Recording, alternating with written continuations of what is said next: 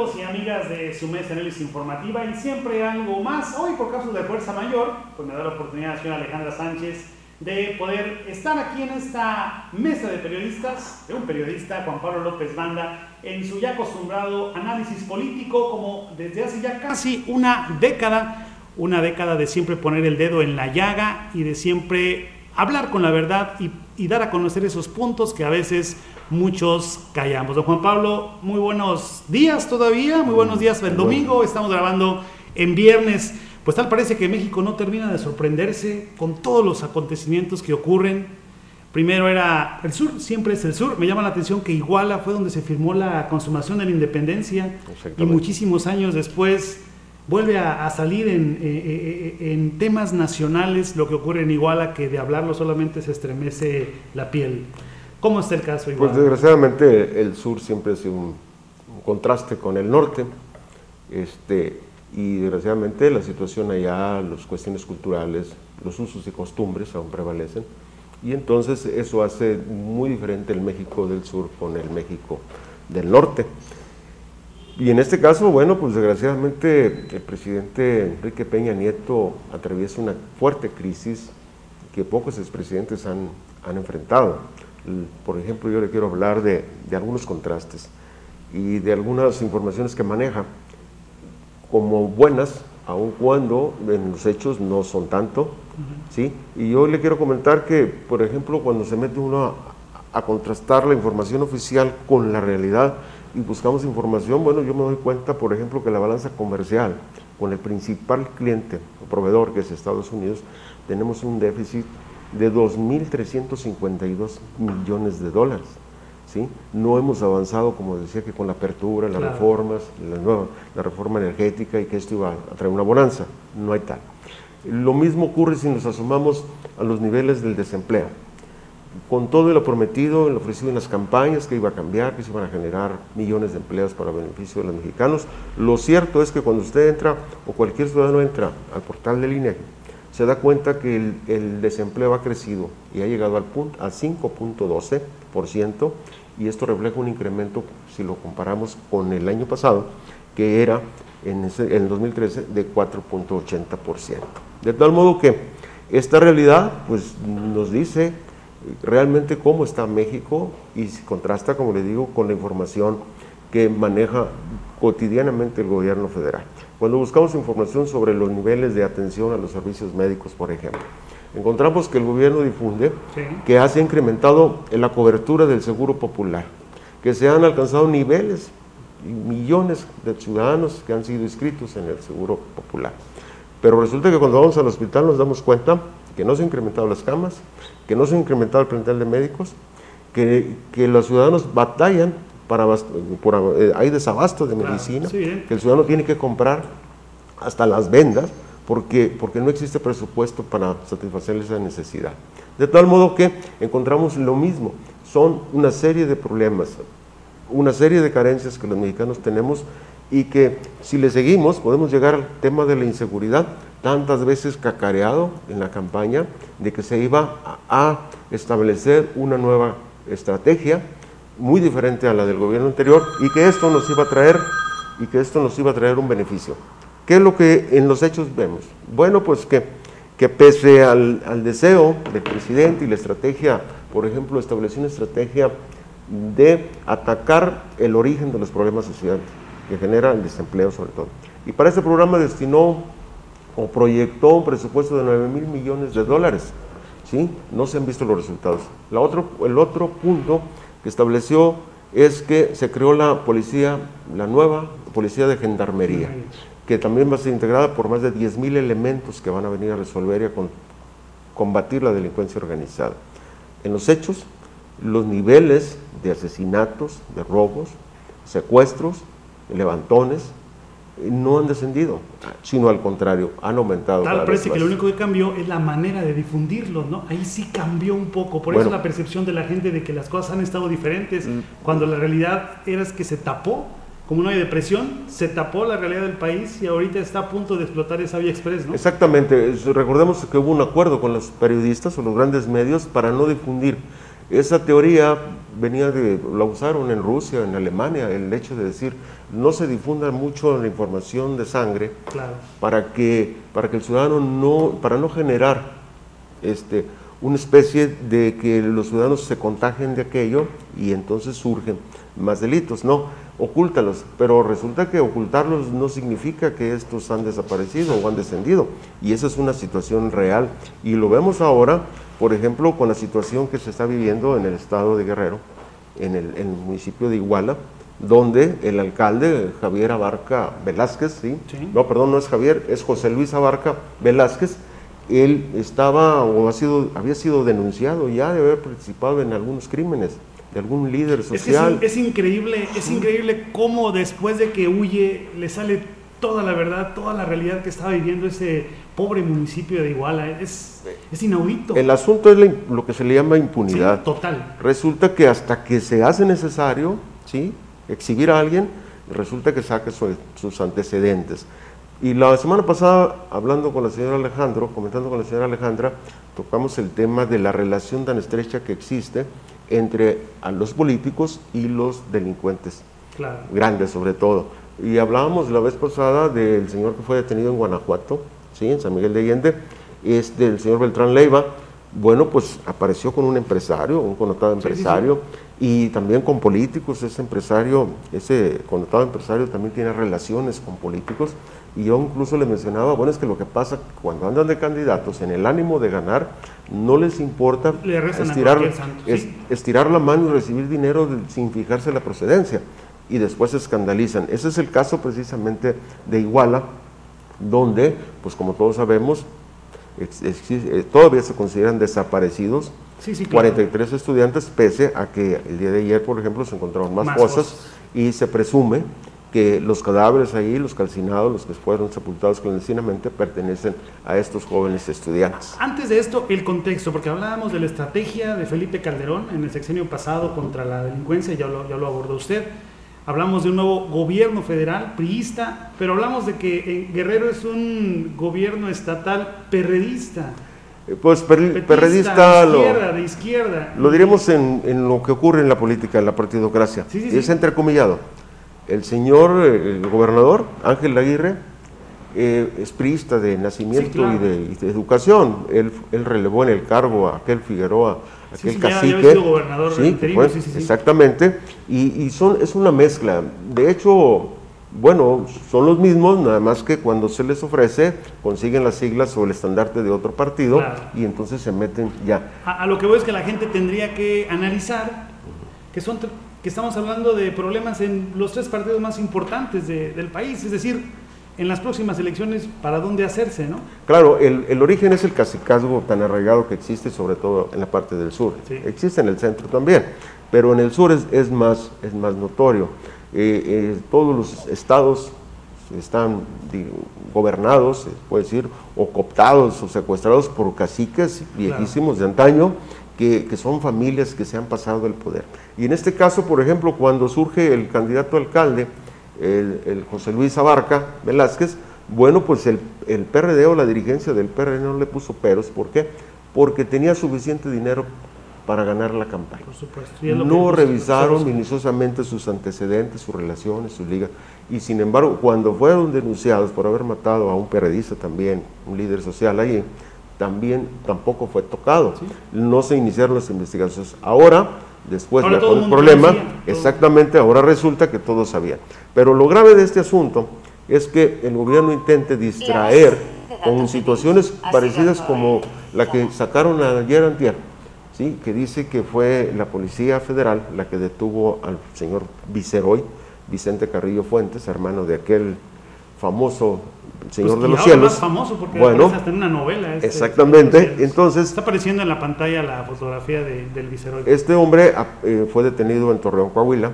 Se entiende, en informaciones de Estados Unidos, que la DEA estuvo detrás de esa detención, pero el gobierno no la quiere presentar como un distractor, ¿sí?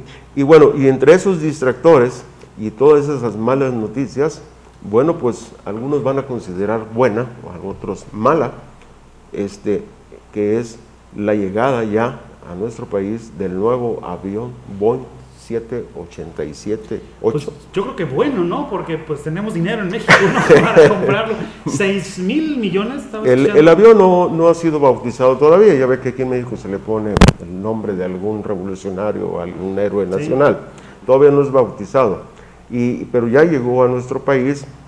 Y bueno, hablando de costos, le puedo decir que según la información difundida por la Secretaría de la Defensa Nacional, que a nombre de él va a quedar ese avión, en la Fuerza Aérea, tuvo un costo ya en números redondos de algo así como 6,700 millones de pesos. Que es una cantidad que yo creo que ni usted ni yo alcanzamos a vislumbrarla. Quiero decirle que es solamente el cascarón. Falta todavía la adaptación, los interiores, bueno, tronos. Simplemente en la construcción y la adaptación de un hangar, porque el avión no cabría en el actual, va a tener un costo de 90 millones de pesos. Y de tal modo que estamos hablando de una adquisición, que quiero decirle, y debemos citarlo, no la solicitó, no hizo la compra este gobierno, lo hizo Felipe Calderón en el 2008, debe ser, haber sido como en el 2008, en 2009, perdón, y bueno, pero a este gobierno le tocará estrenarlo. Y como le decía, muchas personas podrán decir, bueno, pues puede ser malo en la situación de crisis que vive este país, y otros piensan, que son muy priistas, dicen, bueno, el presidente merece viajar con seguridad, porque el avión anterior, el que actualmente utiliza para sus viajes, data de 1987. De tal modo que ahí se va a discutir si es oportuno ese gasto tan millonario, de tantos miles de millones de pesos, en una situación de crisis como el que vive nuestro país, y que debe estar encima de esto el interés por la seguridad del presidente de nuestro país. Recientemente criticaban, por ejemplo, Comunicación Social del gobierno federal, fotografías del presidente sonriendo, posando con la gente, tomándose las llamadas selfies, cuando está terrible el problema en Guerrero, ¿no? Criticaban esa situación. Son dos realidades totalmente diferentes. Vivimos en un México de contrastes tremendos. Sí, eso me refiero cuando le digo que cuando lee uno la prensa nacional, ¿sí?, los medios que controla el gobierno, y cuando busca uno la información ya por parte, aunque son los mismos datos del mismo gobierno, en este caso el INEGI, es un instituto de gobierno, autónomos, eso y cuando vemos la información real, pues hombre, decimos de qué se trata, cuál de los dos Méxicos, en cuál de los dos Méxicos vivimos, si en el maravilloso, el bonito, el progresista que presenta el gobierno, o el que vemos cotidianamente en los mercados con la gente sufriendo para completar la despensa básica o la despensa del día. Sí. Hay un libro que imagino usted leyó en la época de la Revolución, México Bárbaro. Porfirio Díaz daba una visión del país a los Estados Unidos, a Europa, muy diferente. Llega un periodista norteamericano a ver cómo estaban las condiciones de los campesinos en aquel inicio del siglo pasado, y era un México bárbaro, así lo calificó. La muerte de esos estudiantes, quemarlos, desollarles el rostro incluso, es un México bárbaro. Eso refleja el alto grado de impunidad que cuentan algunas personas metidos ya en los grupos delincuenciales, que quiero decirle que esto que vive Iguala ahorita, lo vivieron algunos municipios en su momento aquí en San Luis Potosí, cuando existió un grupo delictivo precisamente de Torreón, Coahuila, que tenía base y tenía jefe de plaza en San Luis, en Matehuala, en Río Verde, y esa situación. De suerte que nunca llegaron a ese nivel como el que ocurrió, en que han llegado los delincuentes allá en el estado de Guerrero, en el municipio de Iguala. Porque ayer dijo el presidente en el estado de Iguala. Sí, en el estado sí ya se inventó el Por eso hay que aclarar que es en el estado de Guerrero, en el municipio de Iguala. Sí, tremenda situación en nuestro país. Yo creo que es importante que la gente lea, porque a veces manejamos mucho las redes sociales, pero las manejamos para otras situaciones. La gente se pregunta, ¿por qué los estudiantes? Y tal parece que no hay una respuesta muy clara, ¿no, Juan Pablo? Mire, yo quiero decirle que en realidad, checando toda la información, los antecedentes, no es porque fueron estudiantes. Se ha manejado mucho en ese sentido, sobre todo algunos liderazgos sociales. Sí. La realidad es que esos delincuentes iban a asaltar el autobús, le marcaron el alto, no se detuvo el chofer, quizás se asustó al verlos armados. ¿Quién no? Avanzó, le rafaguearon el autobús, mataron a 6 los ocupantes o los viajeros, y después bajaron a todos los demás. Y el problema quizás de los delincuentes y policías, porque era una mezcla, es que qué hacer con los testigos de la matanza de los 6. Y yo creo que la peor decisión fue quemarlos, sepultarlos clandestinamente en un intento de desaparecer en los hechos, algo que de suerte no han conseguido, y yo espero que gracias a que pues el gobierno tiene, le quiero decir también que hay demasiada presión internacional sobre el presidente para que se enclarezcan estos hechos y sobre todo se castigue a los responsables. Y esa profunda crisis que llamaba usted, porque es semana tras semana un evento de suma importancia en contra del gobierno federal, la situación de los soldados que todavía está de Tlatlaya, ¿no?, en el Estado de México. Exactamente. Y apenas nos sorprendió eso, y esto todavía mucho más esta situación. Exactamente. Pues bueno, de este México bárbaro habrá San Luis Potosí bárbaro también. A nivel estado, esta semana, pues al parecer que estuvo tranquilo. Después de los informes de gobierno, como que termina la presión de los gobiernos, se toman unas vacacioncitas, la gente que trabaja en estos lugares. Sin embargo, pues sorprende esta semana fuego amigo, la propia familia del gobernador, un pleito en familia, donde asocia a dos funcionarios de alto nivel, de altísimo nivel del gobierno del Estado. ¿Qué opina de esto? La denuncia en contra del comunicador social del gobierno del Estado. Y eso lamentablemente en el medio periodístico pues denota que existen esos vicios, porque si Martín Toranzo, el hermano del gobernador, que es delegado de una secretaría federal, con Comisión Nacional Forestal, se sintió amenazado o en un intento sintió que lo querían extorsionar con $1 millón de pesos por detener un conflicto mediático donde lo iban a acribillar mediáticamente hablando, y entonces pues él optó irse por la libre en lugar de hablar con su hermano, que es el gobernador. Resulta que se fue al juzgado a presentar su correspondiente denuncia, y lo peor fue que en su denuncia en contra del jefe de comunicación, un señor de apellido Nayib Khoury, de una fama muy especial en esos ambientes, de larga una trayectoria, Roberto Nayib, bueno, pues jaló también al secretario de gobierno, el señor Cándido Ochoa, y bueno, ellos mismos se enredaron, ¿sí?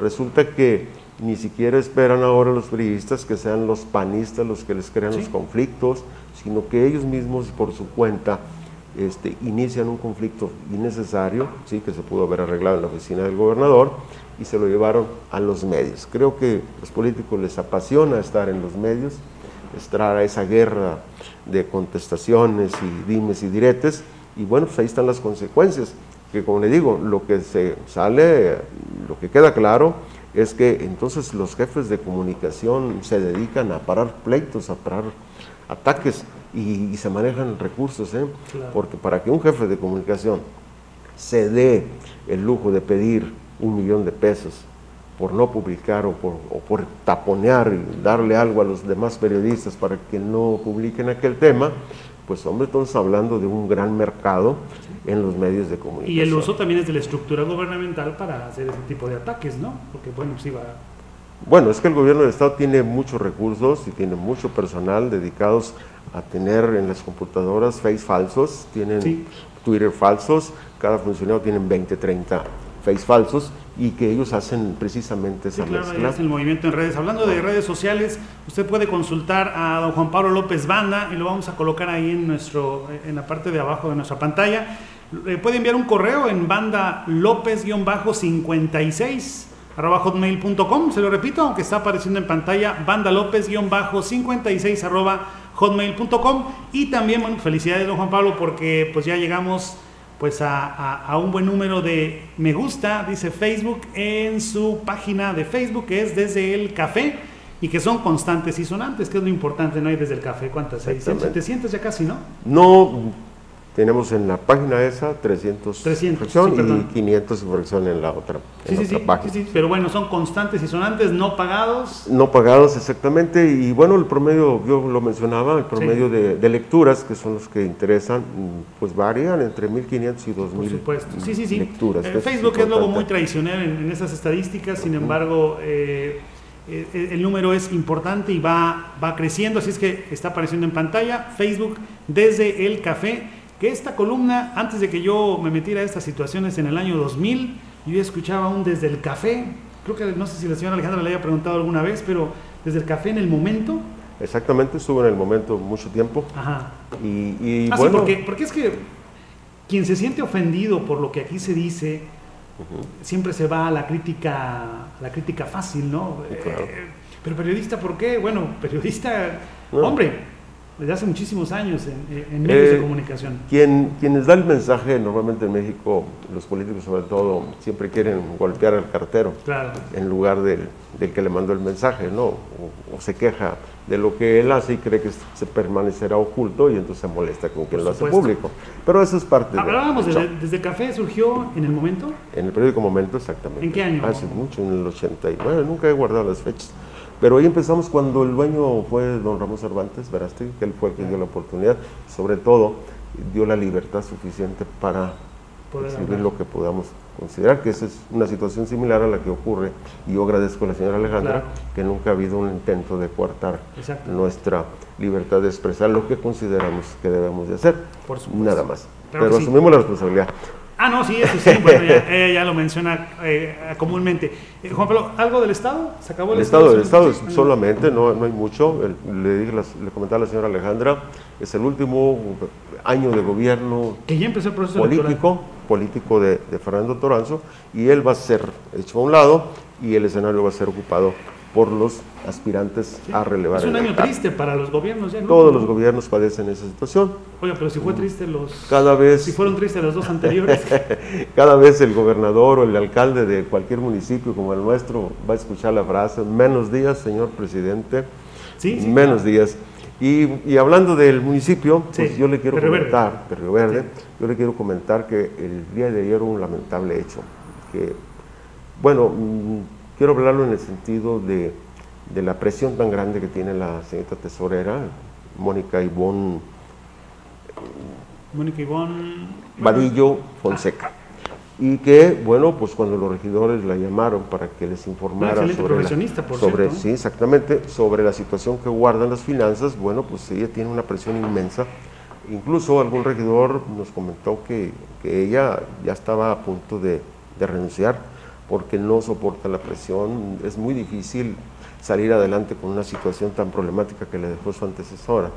Y entonces, pues está a punto de reventar. Y lamentablemente, el día de ayer, en la reunión de las 7, pues se vio los efectos de esa presión, que como le digo, es lamentable, y yo creo que esta profesionista debe de considerar cuidar su salud antes de procurar sacar adelante los problemas que heredó.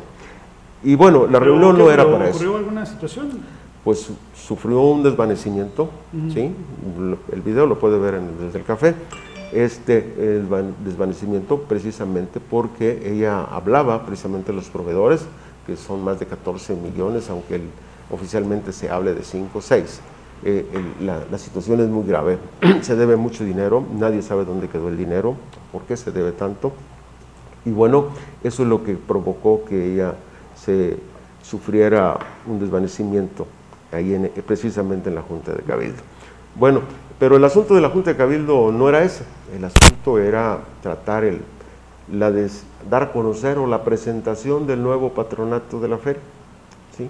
Un patronato que a mi punto que aclaran que es comité organizador. Que es, a mi punto de vista, el mayor oficial, que es el joven Ulises Doble Rocha, pues presentó en la reunión de Cabildo un comité organizador que obviamente combinó, estas personas son elegidas por la conveniencia de interés propio, sí, o sea, le conviene al mayor oficial, que es el que ha organizado los anteriores eventos, y él designó a su cuñado, quizás cuidando que entre familia no va a haber fugas, designó a su cuñado Sergio Pantoja, ahora como titular. Este personaje también ya había participado, lo había designado en el anterior como secretario, y a la cabeza iba un señor que le apodan o le dicen el Polvorón, es muy conocido.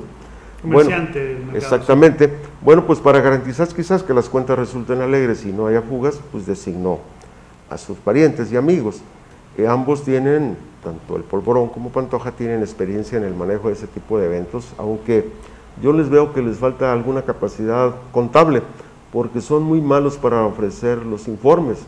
creo que hasta que van o un reloj, ¿no? presentan hasta que presentan el nuevo comité, presentan también el informe, pero para que nadie lo lea, si no se lo entregan a los regidores. ¿Ya conoció el informe usted? Alguien me comentó precisamente del informe. Lo primero que me detallaron es que el señor Pantoja y el señor Polvorón el año pasado, pese a todas las pérdidas que hubo, pese a aquellos 750,000 pesos que le dio el ayuntamiento, los señores lo primero que descontaron fueron 30,000 pesos para cada uno por salario, sin contar obviamente los entres que llegan por algunos otros lados o otros rubros, como dicen los contadores. Por cierto, sería la primera feria con pérdidas. Las ferias que organizaba Gustavo Nieto al menos arrojaron números negros. Exactamente, algunos, pero pues yo creo que la feria, pues bueno, las ferias siempre han sido un buen negocio. Sí. Que no ofrezcan, o que el dinero no llegue a la tesorería, esa es otra cosa, pero los negocios son negocios. Eso de contratar artistas que les pagan 100,000 y los hacen firmar o extender una factura por 200 para que se suban los costos, esos son trucos viejos, pero muy socorridos. Por eso es que le digo que yo considero, bueno, pues que al final de cuentas se tiene que aceptar que el señor Doble Rocha es el dueño de la feria y él sabido de que su amigo Alejandro García le iba a concesionar otra vez. Pues bueno, desde hace tiempo ya está sabido, alguna gente que se dedican a los espectáculos me comentaron desde hace más de un mes que él tenía ya la papeleta o lo que le llaman el elenco artístico. De tal modo que la presentación de ese comité fue un mero formulismo nada más. Que incluso opacó el informe del año pasado, así lo veo yo también. Pues sí, porque en realidad no hay tal informe. Dice, hubo utilidades, hubo pérdidas, sí, pero no saben cuánto se perdió. O sea, nadie sabe dónde quedó la lana. Y mucho menos, no creo que vayan a reintegrar al ayuntamiento aquellos 750,000 pesos que les autorizaron para empezar la feria el año pasado. Pero bueno, ese es un aspecto, eso es un negocio que lo tenemos que ver así, porque ya no podemos hablar de una feria regional organizada por un patronato, por gente que está... Con un fin social o con algunas empresas que puedan ser instituciones no gubernamentales que puedan ser apoyadas. Exactamente. No, el objetivo es lucrativo totalmente, es sacar lo más que se pueda. Más para adultos, eso porque sí. es la última feria que les va a tocar. Y diversión para adultos casi. Exactamente. En su mayoría. Sí, son eventos casi, porque los adultos son los que tienen la lana. Y por eso es que tanta instalación de carpas y giros rojos y venta de bebidas alcohólicas y todo aquello.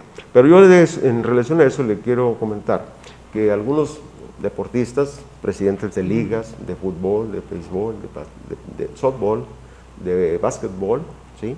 Hicieron llegar una información a nuestro correo.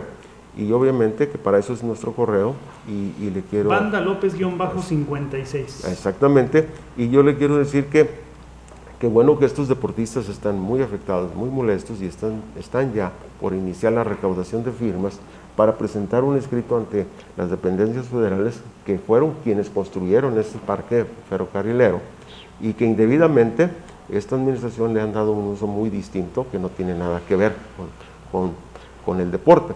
Ahí se instalan carpas de organizaciones religiosas algún tiempo, ahí se entregan apoyos de los programas asistenciales, lo mismo se realizó el informe ahí, lo mismo se realiza la feria, se secuestra durante 4 meses, según me dicen ellos, esta feria les van a entregar hasta en febrero, como ocurrió el año pasado, de tal modo que las organizaciones deportivas tienen que cancelar todos sus roles de juego, porque las instalaciones están ocupadas para algo que no tiene nada que ver. Oye, entre que llueve, porque ahí cuando llueve parece que se hace una nueva alberca ahí municipal, entre que llueve y entre que la feria, pues muy poco tiempo tienen los deportistas para Exactamente, espacio. Por eso es que ellos ahora sí han considerado presentar su queja y buscar la manera de presionar. Ellos hablan de recabar firmas, de hacer una marcha, de ir a presentarle el escrito al mismo presidente para exigirle que no celebre más la feria allí. ¿Por qué? Porque no solamente son ellos los afectados, también todos los vecinos se quejan del escándalo, del ruido durante 15 días casi, y bueno, que ningún beneficio obtienen, porque al final de cuentas los recursos, dijéramos que la feria, los recursos, las utilidades se iban a aplicar al mejoramiento de las instalaciones deportivas. Estamos viendo unas imágenes, por cierto, en pantalla, de reportajes que ha sacado nuestro compañero Alejandro Salas sobre el estado que guarda el complejo cultural, es decir, y deportivo ferrocarrilero, es decir, si le invirtieran lo poquito que se saca, Exacto. para que el resto del tiempo que lo utilizan los deportistas sea un espacio adecuado, pero no, la realidad es otra. Eso es lo que me refiero, que se podría, si no justificar el que se le dé otro uso distinto para lo que fue creado el parque, al menos se podría justificar el hecho de que dijeran, bueno, obtuvimos de utilidad en la feria $1,000,000 y lo vamos a mejorar las instalaciones. Sí. Podría ser un justificante. Empastamos el campo de fútbol. Pero ¿qué es lo que ocurre? Termina la feria, no se informa, se llevan el dinero a algunas manos y los campos quedan destrozados, todas las instalaciones quedan destrozadas. Pero don Juan Pablo, pero de todos modos a nivel federal también se echan la bolita, ¿no? Yo recuerdo ya hace un año que también usted presentó una entrevista con el titular de la SEDATU, ¿no? Donde ustedes le hicieron patente esta situación y dijo que iba a investigar y pues también da a traer el reloj de la feria, ¿no? La política tiene mucho peso. El señor delegado del SEDATU no quiso enfrentar con el presidente, tienen muchos programas que aplicar. Y entonces, pues no quiso confrontar al presidente y no le hizo caso a las personas que manifestaban su inconformidad. Pero yo creo que este año, si se organizan, como dicen los deportistas, que me mandaron el correo. También, por cierto, hay mucha división entre los deportistas, habrá que decirlo. Ellos dicen que creo que los van a unir, esta misma situación va a unir a todas las ligas y van a hacer su protesta. Y yo, de mi parte, lo que le puedo agregar es que me parece injusto que si el gobierno federal destinó varios millones de pesos en la construcción de la instalación del ferrocarrilero, porque el objetivo era rescatar esos espacios, así se llama el programa, para que no fuese un nido de vagancia ahí, de jóvenes que se iban a drogar y a cementar, ¿sí? Echarse su cemento, su resistol, y rescataron, y qué bueno, fue magnífica decisión. Por eso es que ahora no me explico por qué, si se rescata ese espacio para los deportistas, una autoridad, sin mucho criterio, o interesado en hacer negocios, se lo regresa, ¿sí?, a los tabures, a explotadores del vicio y de otros giros rojos que cada año hacen su gran negocio. Yo me considero un deportista, voy 6 días a la semana a ese lugar, una hora 15, y me lo he encontrado de repente, ya hace mucho que no me lo encuentro, por cierto, pero me da coraje que mientras uno o muchas personas ven en ese lugar un lugar donde hacen un esfuerzo para estar mejor físicamente, y por la noche se va a convertir en un lugar... En una gran cantina, como le digo, ahí, las cervezas tabures tiradas. Y todo, sí, porque eso es lo que deja. Eso duele. Es lo que deja. Pero bueno, pues ¿qué es lo que ocurre? Eso hace falta que los regidores, que son 9, los que pueden accionar, ¿sí? Ojalá y no los seduzcan invitándolos al negocio del patronato o del comité, ojalá y los regidores, que son los únicos que pueden representar a los deportistas y a todos los ciudadanos ahí en el Cabildo, son los únicos que pueden ponerle un alto, un freno a esta situación y atender las quejas o las denuncias de estos jóvenes e incluso deportistas de más edad que bueno, para eso se creó el parque, para ejercitarse, para disfrutar, llevar a la familia, y entonces, pues, como le digo, los únicos que pueden resolver son los señores regidores. Claro que sí. ¿Algo más, don Juan Pablo? De mi parte, le agradezco. No, pues ahora sí ni agua, porque la mandó a comprar usted. Bueno, pues así pasa. Claro que sí. Bueno, pues continuamos aquí en su mesa de análisis informativa. Muchas gracias. Seguimos con más.